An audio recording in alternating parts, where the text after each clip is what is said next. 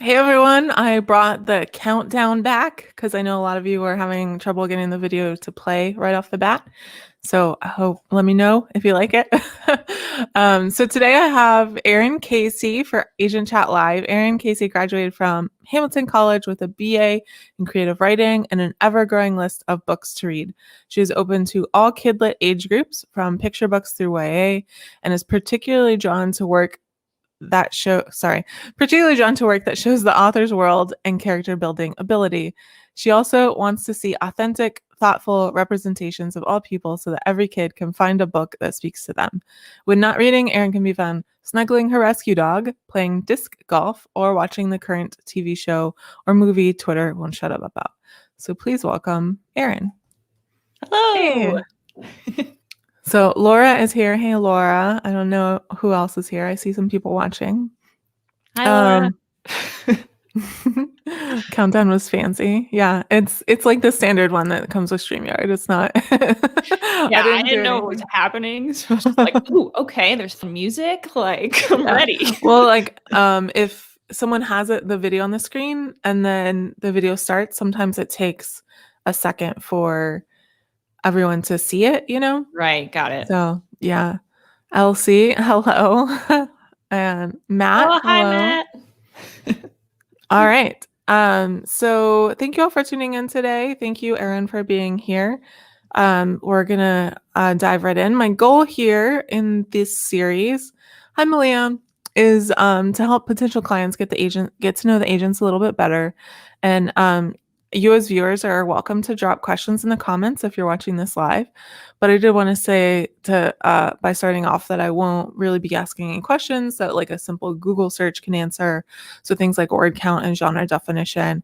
And then I also won't be asking what I like to call pre-queries, where you're asking specifically about your book. But you're welcome to ask questions as we go along. I have a couple questions to get us started, though. Also, Erin is not currently open to queries. She hopes to be opening to queries soon. And she said the best way to find out is on Twitter. So if you follow her on Twitter, you'll be able to find out when that happens. It's always in my Twitter bio if I'm open or closed currently. And that's the most updated thing. Like sometimes that is updated before our website is updated, honestly. All right. So we're starting with the easy question for you, Erin. What categories and genres do you represent? I represent all kidlit and only kidlit. So picture books through YA. I've thought about crossover and it just doesn't feel like something I feel confident about pitching, knowing the market for it, knowing if that person has really nailed that voice versus whether it should just be YA or adult. So trying to stay in YA and younger, all genres. I will read any genre. I mean, don't send me your memoir, probably, because it's probably not for children. But I am particularly drawn to genre fiction in general. I'm a fantasy reader, magical realism, speculative, all that fun stuff where you take our world and change it in some way, change the way it functions, change the abilities that people have, all that cool stuff. But that doesn't stop me from also taking on contemporary stories.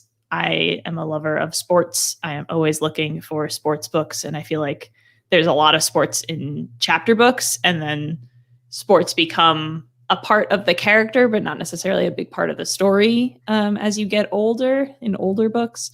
So always looking for something that has that feeling of competition and excitement and like how much the actual finale, whatever that game is, matters. That's something I think about a lot. I think a lot of people like sports, but yeah, I don't know. I haven't found a ton of things that make me fall in love with the actual sports aspect of the story. So, all right. Jay joined us. Hey, Jay. So pubbers is what like the regulars on my channel call each other. They named themselves last year. That's awesome. So yeah, it's great because my regular show is called Pub Talk Live. So it's based on that. Nice. Okay. Community. That's cool. Yeah, it's fun. They're great. Why did you get into agenting? It was there, which is a very honest response because I got my first literary agency internship while I was in college. And it basically was a result of me Googling editing, writing jobs. In our college had this network of alumni who had positions for the summer or whatever, and I was just typing keywords into that, and ended up having 2 literary agency internships while I was in college. And then in my senior year, Marietta Zacker, who is my boss, one of my bosses at Gallt Zacker Literary Agency, she was looking for an assistant. And through the wonderful grapevine, one of my prior bosses / mentors, Danielle Burby, got me in contact with Marietta, and it was just a fantastic fit. And I've been there ever since. So a lot of people jump around in publishing, and sometimes I wonder what could have been, but I love my job. I think we're the best agency. I'm not biased at all. But I love the women I work with. I think there's fantastic mentorship. I've learned so much over the 5.5 years, I guess, I've been there. And I don't want to do anything else. I would love to learn more things. If I could spend 6 weeks just hanging out in a marketing department, I would 100% do that. But I love working directly with the creatives. I love finding talent in the middle of nowhere. It feels like, something just kind of falls onto your plate versus an editor who things are being submitted to after they've been vetted in some fashion. And then I don't know anything about art and design on the how to market something or create a book cover. So I'm not going to work in those departments. But yeah, so that's how I ended up where I am and why I'm still there. Cool. All right. So this question has a little preface because I find if I ask the question straight up, people are too humble. Okay. So I'm going to give you a chance to brag about yourself a little bit. So please do that. So if someone's thinking about querying you and your wish list lines up with their work, why should someone query you? Why should someone want to work with you? Hopefully because we get along. I think that's really important in finding an agent. Obviously, if you're in the stage of why should I query Erin? I am young. I don't have a lot of sales experience. You can Google my name and you're not going to find me much in Publishers Marketplace yet because I am still building my list. So excited to be working with the people who are currently on my team, but it's all still new, but it means that I am hungry. I'm not jaded. So there are days. We just got through 2020. Sometimes you get jaded anyway. But I'm really excited to find work, to find fresh things, to find books that kids didn't have when they were young and want to see those stories told in whatever forms of representation that takes. I also work with a really wonderful group of people who I think are the best support system that I can have and that my clients can have, even though I am young and I'm still learning and there are many things I do not know.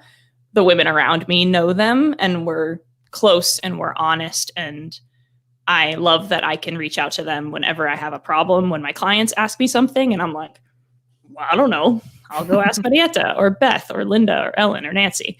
And one of them will have an idea or they'll have someone else to connect me with. And I think that camaraderie is really wonderful and is, again, part of the reason why I'm still there and something I hope will continue and will lead to my betterment as an agent and therefore better futures for all of my clients. So I'm just excited. And then if you get to the point where I'm reading your work and I want to talk to you, then hopefully we get along and you like the same shows and movies and maybe activities. And I want to be passionate about your book. And if we're going to talk on the phone, hopefully you feel that passion. And then all those other things just become I'm a good advocate because I am passionate about your work. And then let's go sell it. All right. Yeah, I always tell people that newer agents who are at really great agencies and have that network behind them are a great opportunity because I know some agents who have been in the business 20 years or so, and they take maybe 1-2 new clients a year. So yeah, it can be a great opportunity. All right, we're gonna kind of take a little left turn here. So this is a Patreon question. So if you support my Patreon at $5 a month or more, you get to submit questions ahead of time. So this one is from Lodestar, and he asked, "What is your favorite thing or things about whales?" I do love whales. They're so big, guys. Like, I think it is the mind-bending quality of whales that makes me so interested in them. I love watching videos of whales. I love when scuba divers get up close to whales, and like even up close, it looks up close because they're so giant. But if they were actually right next to them, like you wouldn't even be able to see and comprehend the whale. So I love that they're so big, and particularly baleen whales that aren't going to eat me. Probably they might by accident. That's not their fault. Yeah, I think they're fascinating and beautiful and cool.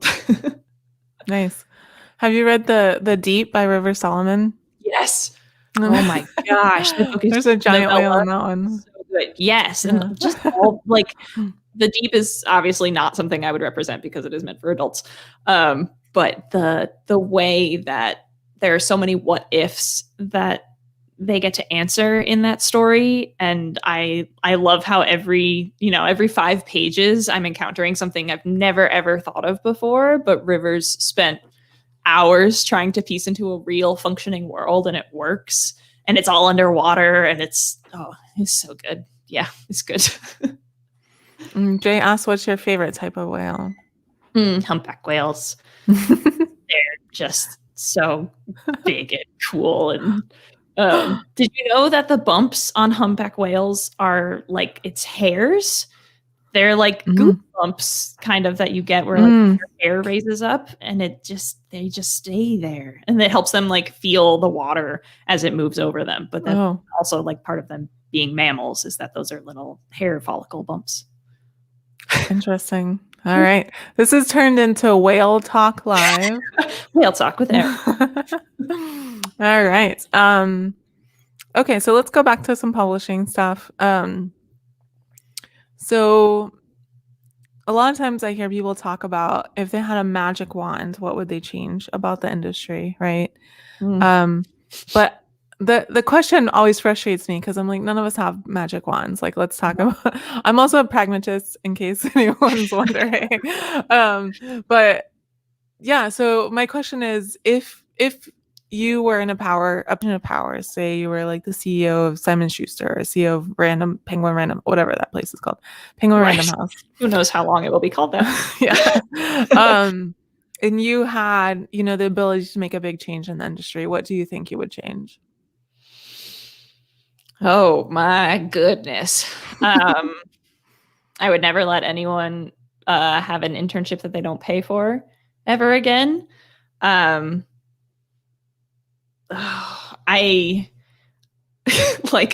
I would take a hard look at all of the employees and what they're making and why they're making that amount, and distribute that amount much more equally so that our young workforce is getting something that they can actually live on, particularly if they are in New York City. I'm glad to see that the minimum salary at a lot of houses has recently gone up, which is a good start. And along those lines, just like hiring more diversely across the board in all ways, making sure the work is more accessible to people who can't afford to live in New York, to people who have disabilities and cannot physically come into the office. But like, we saw that we could all do this work from home. Please just make it accessible. Acknowledge that you can change your systems and allow these people to work and be part of this industry that they want to love and want to help, and they have so much to offer too. So accessibility and money, it sounds like. I was listening to a podcast the other day. I think it might have been Hidden Brain, and they were talking about these business owners that for years have been like, absolutely not, no working from home. And this year, they obviously haven't had a choice. And those same people are now like, I may downsize my office, or I may get rid of my office. and let everyone work from home. Yeah. So it's interesting that there was like this real fear around it, and then everyone's like, "Oh wait, no, this actually works." Actually, we don't Right. have to treat all our employees like high school kids at McDonald's, you know? No. Like, hmm. No, like we can do it from home. It just requires the effort to change certain things that physically could be done at home, but that's because Mhm. you needed a new database or you needed to move everything to digital that you were doing by printing or, it makes me think of royalty statements right off the bat of just like, send them digitally. Thank Yeah. you. And most people are now. Mhm. And the same thing goes for doing your actual job as an editor, as a publicist. Like so much of it is just we can hop on, Zoom or Google Meet or whatever and talk to each other. And then you can send the emails and like, you did it. You did your job. All that being said, though, I prefer to work in an office. So. It's the But mental health of it, I think, is yeah. very and, like, it changes for the person if they benefit from that social interaction Mhm. and being able to, For sure. hang out versus maybe you'd rather be in your bedroom and you'll be a better worker from there. Who knows? All right. So if you sign a client, what happens after that? What does your process normally look like? What kind of communication style do you have? Mm. Um, depends on how much work the manuscript I likely signed them for, or the first one that we want to go out with is going to need. Most of the time, probably right after I've had that conversation offering representation and I feel it's likely they're going to sign with, I'll start reading that manuscript again. Maybe not with a picture book. It depends what kind of that conversation is going to look like. Mhm. But with a novel, I'll be going back and reading it again and making very specific comments, margin comments, highlighting, and then put together bullet points and whatnot so that they can have all of my thoughts in a nice, concise place. And then we'll have another phone call to talk about all of those things and see what their vision is. If they want to change things the way that I had mentioned, and I try not to touch their vision so much as just guide it and make sure that the story makes sense and we're getting the most interesting version of the story that they want to tell. And then once we have that in a nice place, I'll make a sub list of lovely editors who I want to go out to, and we'll send the book out into the world. And then I'll get back to the client as often as they want with updates on Mhm. those submissions. Some people want to hear once a week just so that they know exactly what's going on. Some people are like, do not write to me unless it's good news. I'm going to ignore this and we're not going to talk unless I need like something on another thing I'm working on Mhm. because I like the stress of it or the rejections hurt or whatever it is. Mhm. So yeah, it's all down to what the client wants to hear from me. And obviously I want to make sure you're alive. So like, let's check in once a month, at least by email. But I talk with some clients more than others. Mm. All right. We have another question from Lodestar, which is another left turn. Okay. Um, how do you feel when people call frisbee golf froth? Frolf is probably what they've written. Fine. I used to call it Frolf. So I only started playing disc golf a little more regularly as of this summer because so I play ultimate frisbee competitively Mm, until 2020 and also yeah. well kind of until 20 late 2018 because then I had surgeries and it's a whole thing. So Mm. like my body's trying to get back. But I already had some of the skills to throw a disc, so then started playing disc golf because it's a nice social distance activity that I can also be outside and it's beautiful and but like there are a lot of new people who are starting to pick up disc golf Mm, for those exact same reasons. yeah. And they might not know all the terminology. I didn't know all the terminology. It's fine as long as we all take care of the space that we're playing in and no one's they can call it whatever they want. I've never heard that before. That's hilarious.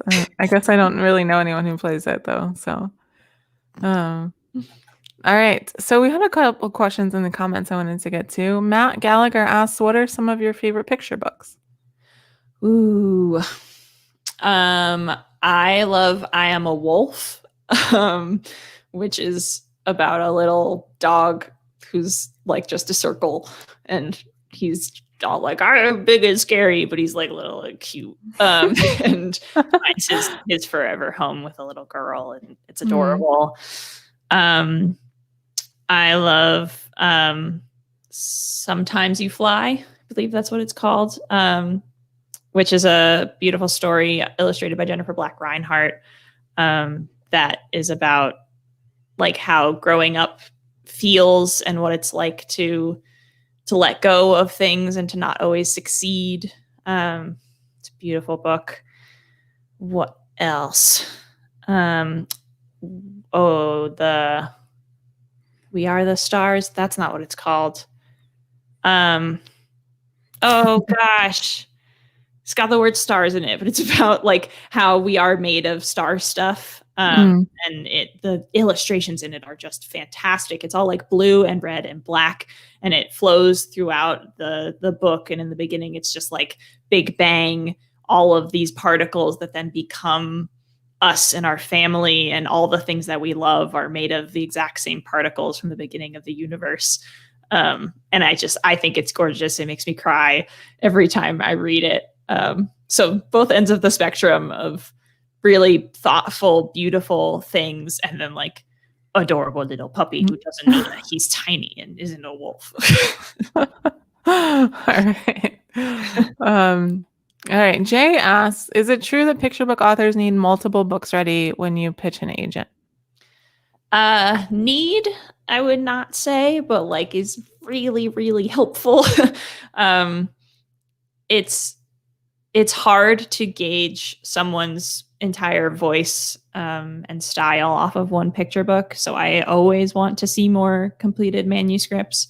If they don't have more, that doesn't mean that I'm not going to offer, but that first book probably really had to knock my socks off, because I have to believe that that's the thing we're going to sell. And also it has to show me that I will likely enjoy the rest of your work. But I'd rather have proof of that, because I want to represent someone for their whole career, not just for one book. And if your other picture books are not something I'm going to connect with, I'd like to know that up front, because it's just not fair to you. You know, like I want to know that we are going to be good partners, and your writing is going to connect with me, because otherwise we might not end up working out together, and you have to start at the beginning. So you should have a selection of polished manuscripts, 3, 4, 5. I mean, some people have 10, 20 because they've been doing this for so long, or they write so fast.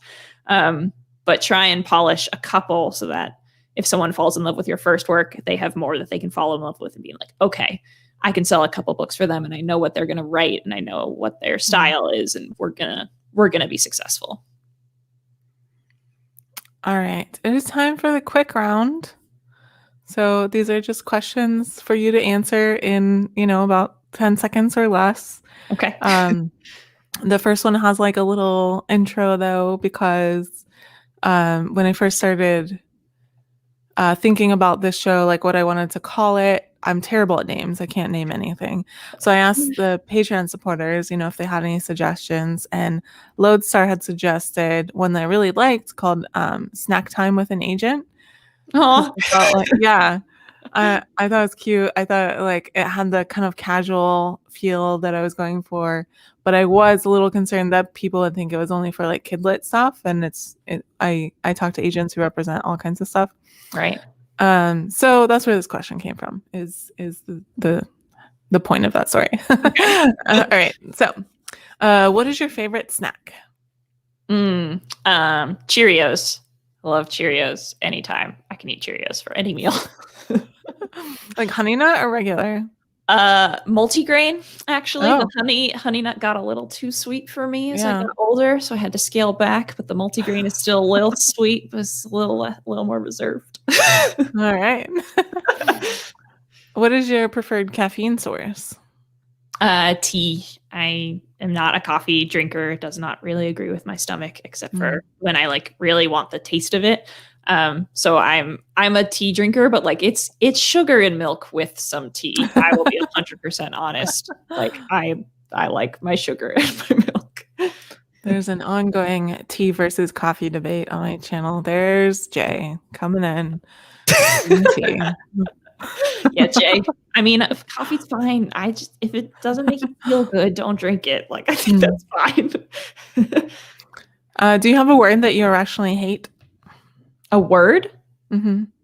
Oh. What's that word that they put the like IR or whatever in front of and it doesn't need it? Irregardless. Irregardless. And like people defend it and it's language changes, there are colloquial uses. We all understand what you mean. It's fine. But it's definitely the one where like if I was going to decide to be a snob, I would be like, it's just regardless. All right. Is there a person you want to read a memoir from that you don't of hasn't written one, I guess I should say?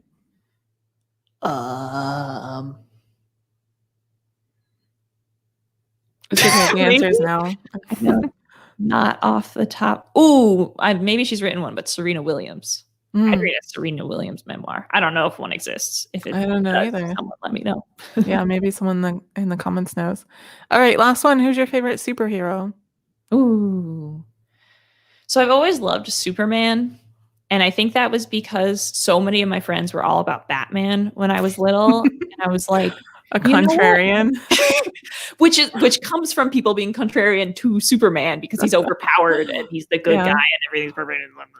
Like he's kind of the worst, but I love Superman. I still get like a little bit of like giddiness whenever I see the like S symbol on stuff. I have a old tin lunchbox that has the Superman symbol on the side of it. Yeah, I don't know. He wants to save the world and make the world a better place, and that's nice. Tamara said in Australia, Cheerios are little red sausages. What does that mean? like little red sausages are called Cheerios. Oh, I thought like instead of having like an O inside the cereal, it was like a little red line, or it was made with sausage. I was like, don't put milk on sausage. Got it. I mean, I like sausage too, but that's not what I mean by Cheerios. All right. So we had some questions from the audience. Frank wanted to know, do you have any thoughts about hybrid publishers getting on board with that option, even authors who are represented? I'm not sure I know what Frank means by hybrid. Yeah. So usually when we're talking about hybrid publishers, and I don't know if this is what Frank means, it's honestly just Vanity Press calling itself by a different name usually. Okay. And they sell it really well, right? They sell it like it's not like Vanity Press. It's doing vanity stuff while also traditionally publishing. Is that the that's like a hybrid author, so that's why I wasn't sure. Yeah, because in a hybrid author will traditionally publish and self-publish, whereas there are publishers calling themselves hybrid publishers, where they're like, oh, we're putting some of our investment in and you put some of your monetary investment in. But honestly, most of the time they're just, I have a workshop coming up on avoiding publishing scams if anyone is interested. Right. Like if anyone's asking you for money ever, like always be skeptical and do your research and talk to other people who might know more, or just put it like your question out into the universe if you don't have that network, and hopefully someone will chime in and talk to you about it. If it's legitimate and just like another way for them to cover their losses, or I don't know, like you want your book out there and that's what matters to you and it's going to be beautiful and it's going to make you happy, then like do what you want. Just be wary of your contract and make sure nothing else down the line bad is coming for you. But I don't think I know enough about the hybrid situation to really speak on it. Yeah. Oh, he said Sarah's right. It's just a fancy vanity publisher. I think people know that Vanity Press has a bad name, and so they've started calling themselves hybrid publishers. All the ones I've seen, that's what they are. So, yeah. Yeah. I mean, if you have the money and that's what you want to do and make you happy, great. As long as you know what you're getting into. Yeah. Right. But just like, read the contract. Don't pay anyone some ridiculous amount of money for something they're not gonna do or it shouldn't be worth that much to begin with. All right, Tamara has a question she's asked a couple of times that we've gotten some good responses to. What published author would you love to rep if you could? Ooh. um, Gosh, I mean, a lot of people that are coming to mind are adult writers, because I often, for pleasure, read adult fantasy. And I mean, I'll try to read kidlit when I can so that I can stay on top of things. But like N.K. Jemisin, like she should not be repped by me. Like other people know. I know her agent. I'm friends with her agent. You know, if they're not having a great relationship right now, I don't got it. I don't have that to work. She should not work with me. And no. But like her work is consistently amazing. So her, or like Rebecca Rowanhorse, for similar reasons. I would get a sneak peek. Everything they wrote, would know before everyone else. That would be amazing. Yeah, they're the first two that come to mind. So you kind of answered Laura's question. What do you like to read when it isn't for work? Adult fantasy. So yeah, adult fantasy. Most of the time, I read the Broken Earth trilogy in a blur when I first discovered it, like a year and a half ago, and that made me so happy, and it refreshed my love of reading, and it refreshed what I knew good reading sounded like. Because sometimes you get to the point where you're reading queries and you're just like I don't know right now. Like I need to leave and read a published book and be like, yes, this is the kind of thing I love and want to see in my inbox. And then I can go back to my inbox and be like, okay, this is well written, but it's not my passion. Or, this other thing is not as well written. So like, that's easier. But mostly adult fantasy. I have Rebecca Rowanhorse's Black Sun on my side table right now, and I would love to read it. I also read the first book in Brandon Sanderson's Stormlight Archives last summer, and it was like it swept me away completely. But the books are like 1,200 pages. I was going to say, how long are they? Yeah. They're so long. He has the first 4 are out now, and I'm like, I don't know when I'm ever getting to book 2, but I hope at some point I can. But I also love reading graphic novels in my spare time. I think that's particularly because the graphic novel space is really opening up and building right now in kidlit. Like every publisher has a graphic novel imprint now, and there are so many opportunities. So I love graphic novels. I rep a graphic novelist. And I want more, and I want to know what things succeed and why, and what spaces, once I have those people to be pitching books about. So I actually, this is kind of silly, but I brought some books. Oh, okay. So I have the Okay Witch, which I read a year ago or so. This is actually an ARC, so it doesn't have the full cover on it, but it was really wonderful. I have some thoughts maybe about the author being a white woman and it being about a young Black girl and that decision. But it did not stop me from really enjoying that read. I also read Check Please a little bit ago, and that just made me happy because it was also sports. So yeah, graphic novels are like I need something to dive into and just be absorbed with, but it's not going to take me forever. Like it's just going to be a nice break for a couple hours at most. Probably spread over more than one day. And then if I'm like, I'm going on vacation, I'm not working, give me that huge adult fantasy that I can read. Yeah. It was funny. I was listening to Chuck Wendig's Wanderers a couple weeks ago, and I had listened to several middle grades before it, and I was like, why is this book still going? Like it's like I was interested in it, so it wasn't like I wasn't interested anymore, but just felt like I had been listening to it for so long. Right. I listen on my walks, and I'm like, this is like, usually I can finish a book in like 3 or 4 walks, and this was like, I don't know, 2 weeks. How is there more story? And I looked it up, and it was like 800 pages. Oh, that'll do it. That'll do it. All right, so Jay had a question. I self-published 2 picture books just for fun and for family. Is there any chance of traditionally publishing sequels in that same series, or is that locked in as self-published? Always a chance. It kind of depends on the success of those original books. Both like if they are too successful or if they are not successful enough. Because like if it doesn't sell super well and there's still like a lot of people that a traditional publisher could access, they might be willing to pick up a second book, particularly if it doesn't 100% rely on the first book. If they're really like if it's a very clear series, it might be a little bit harder unless they can get the rights to the first book and maybe publish both. But also if it's like huge and exploding and everybody loves it, then a publisher might be like, oh, we can publish the next one because they want the money.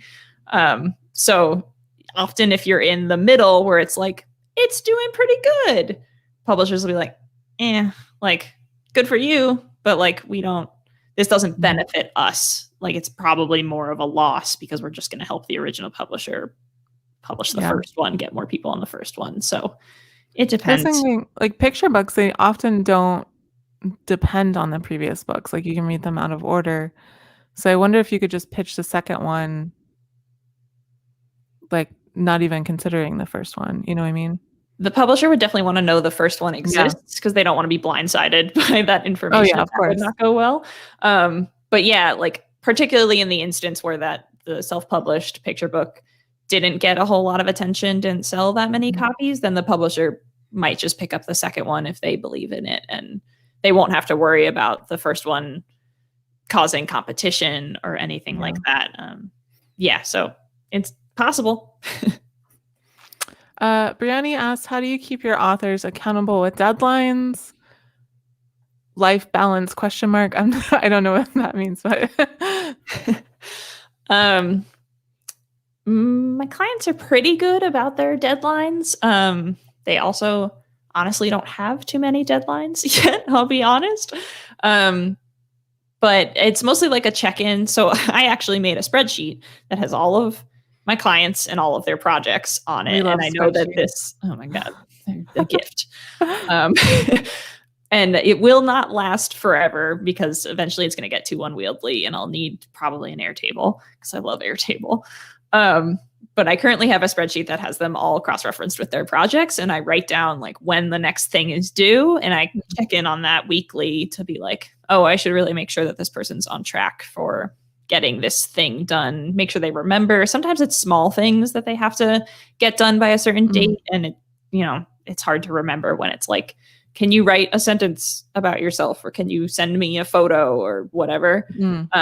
So that just helps me to make sure I know that they should be doing a certain thing. And if I haven't gotten it within the range of like the last week or few days or whatever before when they would normally have sent it to me, I can check in and be like, hey, how you doing?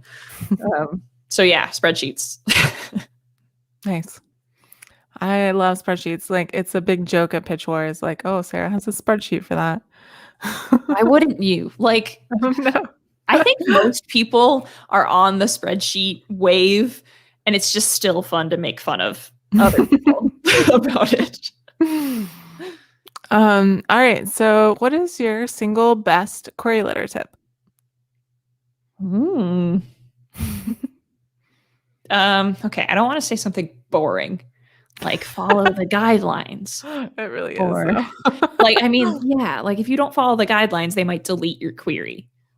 Like that's the absolute worst thing that can happen is that they see that some people are more extreme about it than others, but like, don't waste your time sending me an adult memoir. I'm going to delete it. Actually, I'll probably write back to you and be like, I don't represent work for the adult market. Most people would just delete it. So if you want, to make sure that you're not wasting your own time by even finding email addresses and hitting the send button, even if you're just copying and pasting, like just make sure you're checking the guidelines. Within the query itself, I would say just probably nailing that short summary. Whatever you're going to use as your hook, really, really try and get that across as best as you can in the query letter. Have lots of people read it. Have new people read it. Don't just have the same people who already know your work and love your work read it over and over again, because they're not going to be surprised. Have new people read it and see if they're like, ooh, that sounds fun. And they're not just being nice because they love you. I don't think query letters are always the most important. Your words is the most important part. Often, a lot of the time, I skip the query letter until I've read the sample, and then I go back and read the query letter. But other people don't do that, so don't don't start deleting your query letters. But yeah, check the guidelines and then make sure your hook is clear and upfront and strong. Yeah. Tamara asked, can a picture book just be for fun and not have a deeper meaning? Yeah. Maybe. Go with yes, while at the same time being like, every picture book has a deeper meaning because we're all people and everything means more than you think it does. It doesn't need to have like a big message. It doesn't need to be that book about how we're all made of star stuff and that makes us all human or earthlings or whatever, or solar systemings. I think you can absolutely just have a book that is for fun and doesn't have a purpose, but it's probably going to find one, because if it's just for fun and it's just like, I mean, even silly words have a purpose if that's all it is being humorous. But if it doesn't have something deeper, something to add to the canon, some reason why someone would come back to it, then like it's probably not going to sell as well. Why would someone pick that book up versus the one next to it on the shelf? What's going to make it stand out amid millions of picture book choices? So it should resonate in some way, even if that's like, these are the funniest poop jokes I have ever read. Like, your child is cracking up every time that laughter because everybody poops and it makes it okay.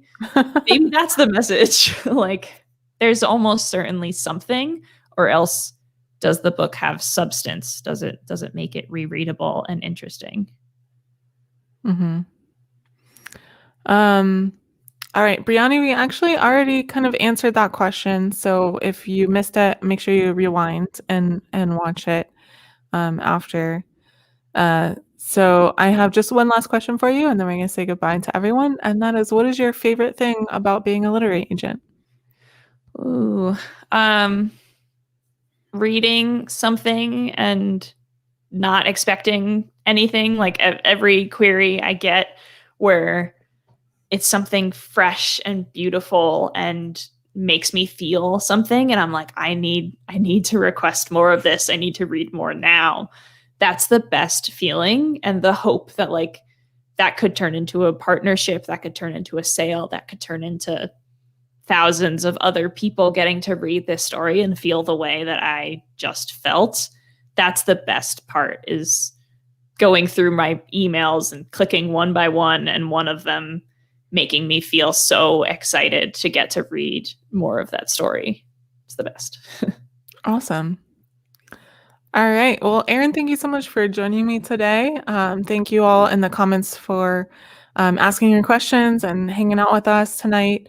If you're watching the replay, thank you for doing that. And if you're listening on the podcast, I'm happy to have you however you're listening or watching. Let's see what's coming up. We have Wednesday write-ins every Wednesday. Those are still going on at 8 p.m. Eastern. And then next Saturday is Pub Talk Live with guest co-host Terry Michaels and special guest Jennifer Morris, who is the director of Coastal Magic Convention. So come back next week for that.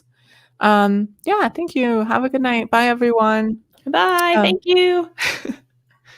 And Erin, just a heads up, I'm going to put this cover on the screen, and I'll talk to you after we finish. Okay.